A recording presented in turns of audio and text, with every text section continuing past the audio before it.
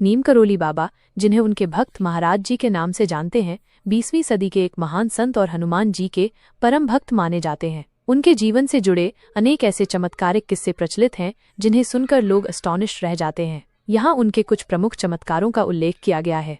1. मृत व्यक्ति को जीवन दान। एक अत्यंत प्रसिद्ध चमत्कार के अनुसार नीम करोली बाबा ने एक ऐसे व्यक्ति को ब्रो बैक टू लाइफ माना जाता है जिसे मृत घोषित कर दिया गया था। यह घटना उनके प्रति लोगों की श्रद्धा को और गहरा करती है। 2. खारे पानी को मीठा करना। बताया जाता है कि एक बार बाबा जिस स्थान पर थे वहां के कुएं का पानी बहुत खारा था और पीने योग्य नहीं था। लोगों की परेशानी देखकर बाबा ने उस कुएं में अपना नाकमंडलाचरण स्पर्श किया, जिसके बाद कुएं का पानी मीठा और पीने योग्य हो गया। 3. बारिश रोकना। कैची धाम में मंदिर निर्माण के दौरान एक बार बहुत तेज बारिश होने लगी, जिससे काम रुक गया। बाबा के आशीर्वाद से मंदिर का निर्माण पूरा होने तक बारिश रुक गई, ऐसा भक्त मानते हैं। 4 है कि एक बार नीम करोली बाबा ट्रेन के फर्स्ट क्लास कंपार्टमेंट में यात्रा कर रहे थे, जबकि उनके पास टिकट नहीं था। जब टिकट चेकर टीटी आया तो उसने बाबा को बिना टिकट यात्रा करते देखा और उन्हें अगले स्टेशन, जो कि नीम करोली गांव के पास था, पर उतार दिया। बाबा ट्रेन से उतरकर पास के एक पेड़ के नीचे बैठ गए और अपना चिमटा जमीन में गाड़ दिया। उधर ट्रेन को आगे बढ़ने का सिग्नल मिल गया था, लेकिन तमाम कोशिशों के बावजूद ट्रेन अपनी जगह से 1 इंच भी नहीं हिली। लोको पायलट और अन्य रेलवे अधिकारियों ने इंजन की जांच की, लेकिन उन्हें कोई खराबी नहीं मिली। काफी समय बीत गया और ट्रेन खड़ी रही। इस असामान्य स्थिति को देखकर वहां मौजूद एक स्थानीय व्यक्ति, जिसने बाबा को पहचान लिया था, उसने अधिकारियों को सुझाव दिया कि ट्रेन तभी आगे बढ़ेगी जब बाबा को सम्मानपूर्वक वापस ट्रेन में बैठाया जाएगा। शुरुआत में अधिकारियों ने इसे अंधविश्वास मानकर टाल दिया, लेकिन जब कोई और उपाय काम नहीं आया तो वे बाबा के पास गए। अधिकारियों ने बाबा से माफी मांगी और उनसे वापस ट्रेन में बैठने का अनुरोध किया। बाबा ने वापस ट्रेन में बैठने के लिए 2 शर्तें रखीं।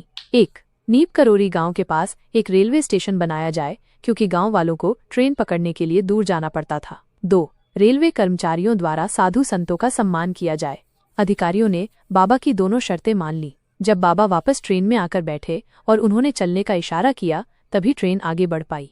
इस घटना के बाद उस स्थान पर वाकई में एक रेलवे स्टेशन बनाया गया, जिसका नाम नीम करोली स्टेशन पड़ा और बाद में बाबा का नाम भी इसी गांव के नाम पर नीम करोली बाबा प्रसिद्ध हो गया। यह कहानी बाबा के चमत्कारों में से एक के रूप में कही जाती है और उनके भक्तों द्वारा बहुत श्रद्धा से सुनी जाती है। जब उन्हें नीम करोली बाबा के बारे में एक प्रसिद्ध कहानी है कि वे एक सैनिक के माता पिता के घर गए और उनके कंबल से जुड़ी एक घटना हुई। कहानियों के अनुसार नीम करोली बाबा महाराज जी अप्रत्याशित रूप से फतेहगढ़ में एक बुजुर्ग दंपति के घर पहुंचे, जो उनके भक्त थे। इस दंपति का बेटा दूर के स्थान पर सेना में सेवारत था। रात में उनके ठहरने के दौरान दंपति ने कथित तौर पर बाबा को अपने कंबल के नीचे कराहते या असहज महसूस करते हुए सुना, जैसे कि वे किसी तरह के दर्द या संघर्ष को झेल रहे थे। वे चिंतित थे, लेकिन उन्होंने उन्हें परेशान नहीं किया। अगली सुबह बाबा ने दंपति को कंबल दिया और उन्हें इसे खोले बिना गंगा नदी में विसर्जित करने का निर्देश दिया। हालांकि उन्हें कंबल असामान्य रूप से भारी लगा, फिर भी उन्होंने उनके निर्देशों का पालन किया। कुछ समय बाद दंपति का बेटा युद्ध से सुरक्षित घर लौट आया।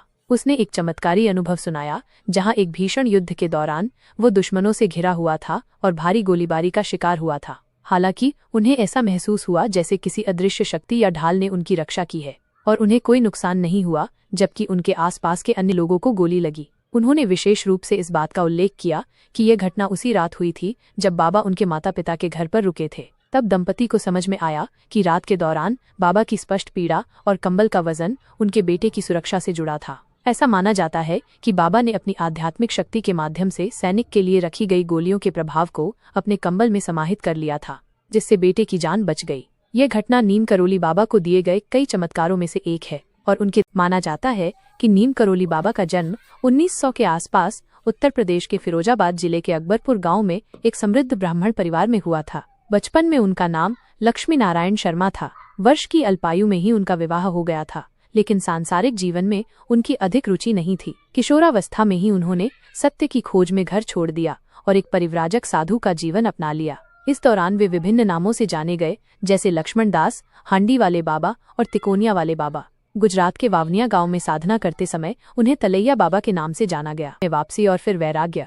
पिता के आग्रह पर बाबा कुछ समय के लिए घर लौट आए और गृहस्थ जीवन भी जिया। उनके 2 बेटे और 1 बेटी थी। हालांकि उनका मन अभी भी वैराग्य में ही रमा रहा और कुछ समय बाद वे पुनः घर छोड़कर निकल पड़े। कैची धाम और अन्य आश्रम। नीम करोली बाबा ने अपने जीवन काल में कई आश्रम स्थापित किए, जिनमें उत्तराखंड का कैची धाम और वृंदावन का आश्रम प्रमुख हैं। कैची धाम उनका मुख्य निवास स्थान बन गया और ये देश विदेश के भक्तों के लिए एक प्रमुख केंद्र है। इन आश्रमों में रहकर बाबा ने प्रेम, सेवा और भक्ति की शिक्षा दी।